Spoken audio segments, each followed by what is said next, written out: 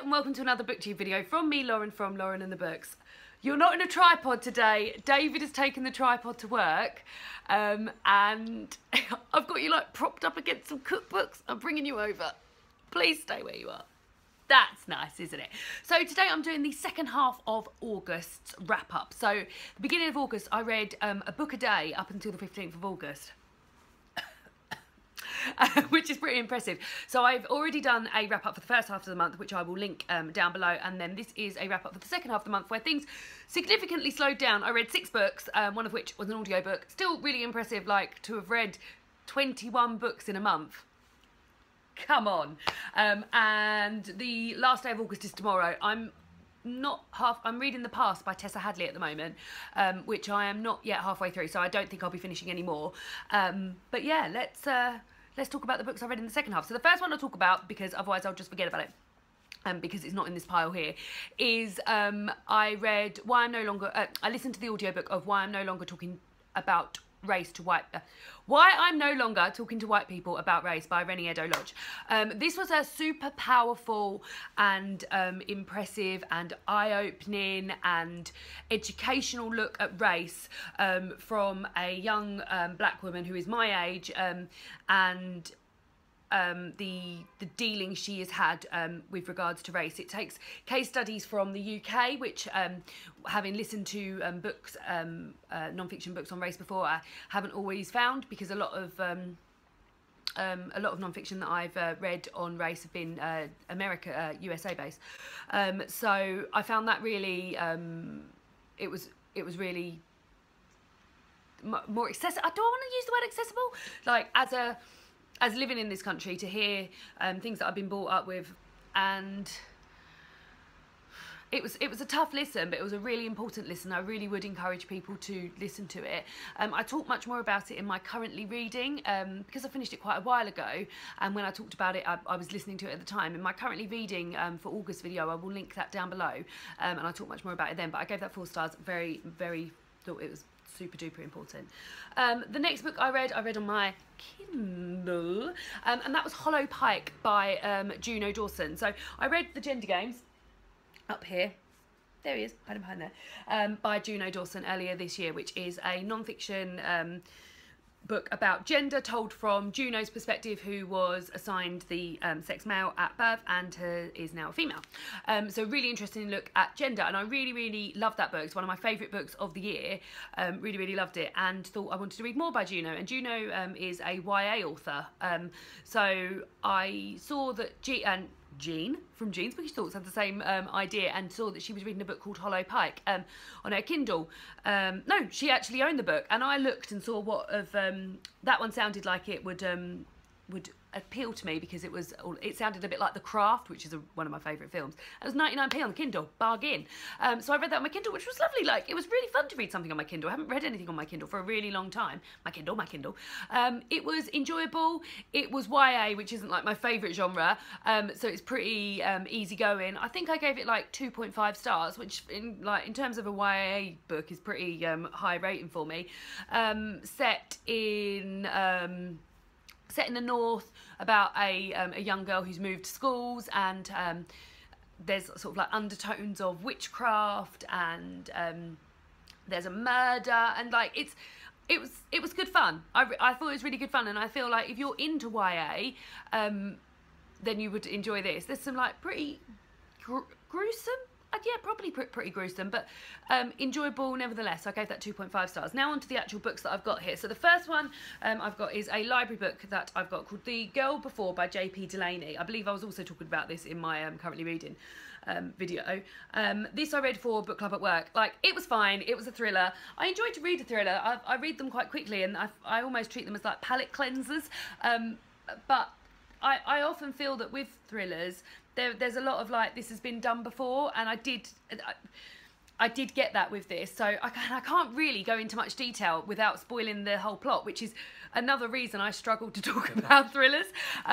But I did quite enjoy it. It was about told from someone's perspective in the past and someone's perspective now. That happens often in thrillers. And it's about a house which is beautifully architectured. beautifully made, beautifully built, and there's lots of rules to live in there, and two separate women live there at separate times, and they're talking about their experiences there, and then the woman who's living there now finds out something about the woman who was living there in the past and looks into that, and it all sort of unravels, and the chap who's who owns the house and things like that. There was just something like a little bit 50 Shades of Grey about it, which I did not enjoy. So yeah, I think I gave it 2 stars. It wasn't a 1 star, but it wasn't any more than a 2 star. But a lot of people really liked this. We're discussing this on Tuesday at book club, so I imagine a lot of people enjoyed it. So the next book is a 5-star read that I absolutely adored. I read it on Cozy Reading Night. I'll show you it because it was amazing.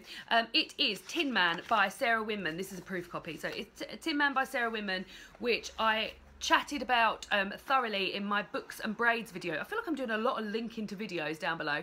I gave it 5 stars. I did this video earlier earlier this month, God, time's just ticking by, where I did some braids in my hair and talked about a book and loved Tinman, and I feel like that will probably be a situation where I'll talk about books that I really loved or really had a strong opinion about, and I really did have a strong opinion about that. That opinion is love.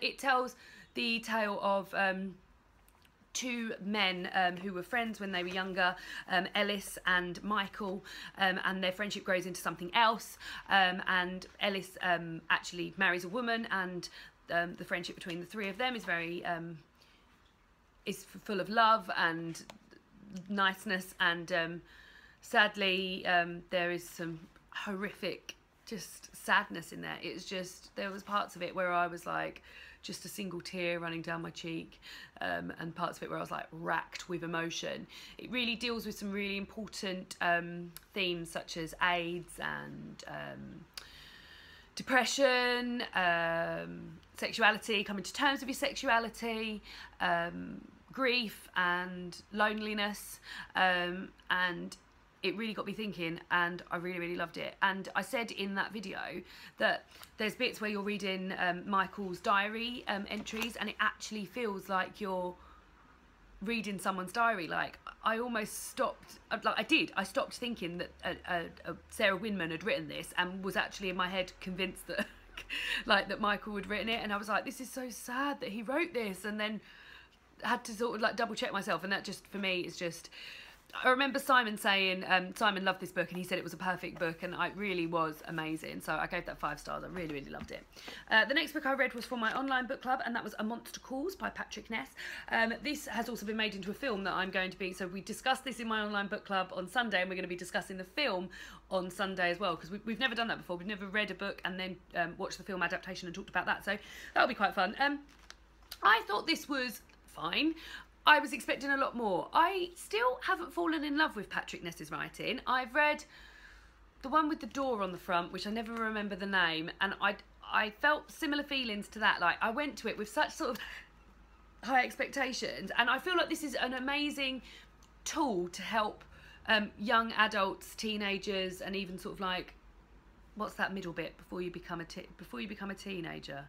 Before you become really horrible, like, to help that sort of age group with grief and with loss and with expressing your own feelings. But I didn't love it, and I didn't not like it, I just didn't love it. I think I was expecting to love it a lot more. But yeah, I thought it was great for a younger audience. I think a younger audience would find this great. So yeah, I think I gave it, I would probably say like 2.5 stars is what I would give that. And then the last book, which I finished yesterday, which is another 5-star read that I absolutely adored, and I really bonded with this book. It's quite a long one, and I feel like sometimes when you read does anyone else get this, when you read a really long book and you spend a lot of time with that book, because I sort of paused during this book to read A Monster Calls, and I also paused because it was Cozy Reading Night, and I read a Tinman during it as well, so I I sort of went away and come back to it, and every time I come back to it I was really looking forward to getting back to the characters, and that is Tipping the Velvet by Sarah Waters. As I said, it's quite a long one, so it's like almost 500 pages. This follows a character, so it's set in the 1890s. It starts off in Whitstable, which is a place very dear to David and I, near to our hearts and near to our geographical location, and also Canterbury, which is where I went to university. It does end up in London, and but that setting, I was hooked from the beginning because of the setting of Whitstable, and it follows a young girl called Nancy, I've forgotten her actual name, Astbury, I think, and it's a coming of age story, and it's her learning a lot about herself, about her sexuality, about what she's capable of, about what her confidence, and you just see this person grow over a real like journey, and there's a lot that happens in here. This really is a lot of happen. And Nancy is a gay woman, which in the 1890s was obviously not very heard of, but let me tell you, she has a fucking good time. It's got some like awesome sex scenes in there, like really filthy sex scenes in here, but enjoyable nevertheless. And yeah, I really loved it. It was just so atmospheric, really cozy. There was parts of it where I could literally see these buildings and these settings that she was setting for us in my mind's eye. It was so clear, it was so crisp, and I just loved it. It's my first Sarah Waters. I can't wait to read more. Everyone keeps saying you must go to Fingersmith next, which I think is where I'm going to go. Fingersmith, I think that's where I'm gonna go next. But I really love this. I sadly got this out from the library, but if I can get a copy of this, because this is one of my favourite covers of a book ever. Look at it, it's just amazing. These are the oysters on the front, and it comes from a series which all the front covers all sort of bleed into each other, a coming of age series. But yeah, absolutely adored this. And if anyone's got any recommendations which are similar to Sarah Waters or Tipping the Velvet, I'd be really interested to read it. I feel like this is going to be one that I revisit again and again, because I just got so much joy from it, and just going through her life with her, I really loved it. And I loved Nancy. I think she's an amazing girl, and I loved her character. And it's just got so many strong female characters in there. Amazing, just wonderful. Like really adored it. So yeah, so those are the books that I read in the second half of August. What did you guys read in August? What was your favourite book? Like, I'm really torn between, because I love Tinman so much, but I feel like probably Tipping the Velvet would have just edged it. These are both definitely like favourite books that I've read this year so far, but this is just tipping the edge, because yeah, I just loved it. I just really bonded with it. When that happens, it's so lovely. And like, I feel like this is something I'm going to remember for a really long time, and I'm going to be like, oh yeah, I remember that bit. And yeah, just good bits. Lots of talk about oysters too. So yeah, those are my favourite books from the month. What were your favourite books of the month? And I'll see you all again on Friday for me. Oh, August favourites, yeah, because it's autumn now. I've got long sleeves on, it's a jumper, and yeah, it feels lovely. It's raining outside. See you later.